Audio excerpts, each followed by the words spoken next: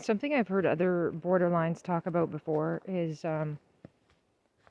like relating to other traits in cluster B personality disorders. So that would be histrionic, narcissistic, and antisocial. Whenever I've read about certain things like that, like being a psychopath or being having antisocial personality disorder, I don't know why it always made me worry. Like I was like, I don't know, I'm afraid maybe that's me. But then in certain ways, I'm like, no way, it's totally not matching up. But also, I mean, you can have traits from personality disorders and not match the full criteria. You wouldn't be meeting the criteria for it. Like, I do for sure meet the criteria for borderline. But there's a lot of other ones I thought about too. Like obsessive compulsive personality disorder. That was a really interesting one to me. And also schizotypal personality disorder. That's in cluster A. And then there's also in cluster C, yeah, two of them, obsessive compulsive personality disorder and also avoidant. Oh, avoidant and dependent. Wait, are those in the same one? Oh, I think I must have got one of them wrong. Avoidant, dependent, and OCPD, are those all in one? Yeah, maybe they are. I don't know. I'd have to check my notes. But it seems very confusing. And then I tried to sort of research about it. I was trying to look up about, like, what kind of personality disorder would be comorbid with borderline personality disorder. But maybe that's too... There's too many different things it could be. I don't know. Like, one of the things for schizotypal is odd thinking and odd speech. But then I also think you could think that about someone with autism, too. Because one thing I learned about, like, especially people who are hyperlexic, they have a really increased vocabulary size compared to a neurotypical person. Like, I think it was 40,000. No, normally people have 40,000 words. Maybe it was 20,000, actually. I'm not sure. That they would say. And then an additional, the same number, that they know what it means, but they wouldn't usually say it. But with people that are hyperlexic, they have way more vocabulary, and they use their vocabulary. So, like, would you think of that as odd speech? If the person has just unusual word choice? No, it's a bit different, isn't it? But also there's a problem of, like, going off on tangents. And that could be an ADHD thing, right?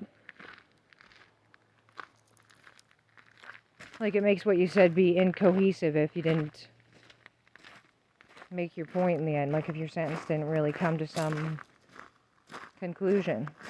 I don't know. Like, one thing that's sucky, too, is the idea of, like, one of the things for borderline is unstable relationships. And, like, I guess, like, quite a few relationships have ended with the person being like, I'm never gonna speak to you again. And it's like, fuck, man. What does it feels like? It's a reflection on me now because it's happened so much. Like, my dad, his plan is to never speak to me again. Which, that just blows, man. That sucks. And I had a roommate, too. Him and his wife were so pissed off at me. And they were never going to speak to me again. And it was like, oh my God. I took it really hard. But it was kind of just because I just did whatever the fuck I wanted. And I wasn't really sorry, I guess, either. I probably didn't even say sorry because I wasn't sorry. I just did whatever the fuck I wanted, and I didn't care if you don't like it. I just don't care. I don't know. I mean, yeah, that sounds brutal, but, like, is that really the way I am? I've struggled with it so much. Like, he accused me of this thing. I think he wrote me a letter or wrote me something online, and I wrote it down, which it's like, maybe that's not the most healthy thing to do, but I felt like I really wanted to remember what he said and not talk to him again, because I felt like he was just throwing me away, this guy. And he had always cared about me, and it was like, he's throwing me away because of this problem with me. And the problem is that I just do whatever the fuck I want. And I was afraid that it's true. It's like, is it really true? Do I just do whatever the fuck I want? Because I was like doing drugs too, right? And just with little regard for others at times. But, like, it's my own business what I do, right? I wasn't causing them to get hurt. One of those things for antisocial, I think, is reckless disregard for self and others. Is it self or others? Or does it have to be and? I don't know, but when you have reckless disregard for yourself, like, I do have that probably sometimes. For sure, yeah. Probably, yeah. And kind of like a difficulty following rules, it can be challenging at times. You know, there are moments when you're like, but on the other hand, what if we actually did this instead of that? Yeah, it's tough. And like what I learned about personality traits was that I have this trait of neuroticism called immoderation. Like, I remember laughing too when people would talk about having moderation. Like when I used to drink, like there's this idea of moderation, and I just thought it was hilarious. And like, that's a joke, right? And with any drug, that's always how I am. It's like, that's a joke, right? But then sometimes I would buy into it too. I'd be like, oh yeah, no problem. I can just do it a bit. I'm fine. I'm cool. I'm totally cool. But then I would never be cool, you know? I mean, some things I could kind of keep it together. For sure. Yeah. But like the slippery slope, I'm definitely a person who has the slippery slope going on. Sometimes I get on a slippery slope. It's very easy for these things to happen.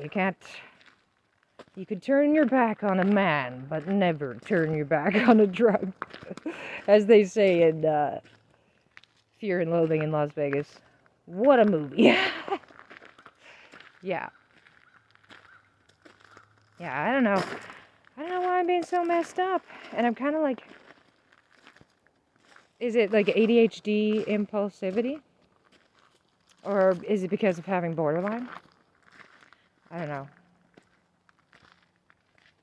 I definitely find that I have just such an intense emotional experience that it's really difficult for me to not do substances, for one thing. But sometimes I am able to. But then I kind of think, like, the way my mental health is, I kind of sometimes think that I require some amount of actually competent care by someone, like, just to make sure that I'm alright. It would be nice. Like, I guess that's the kind of thing that can be covered by your community, right? Having a support network around you, right?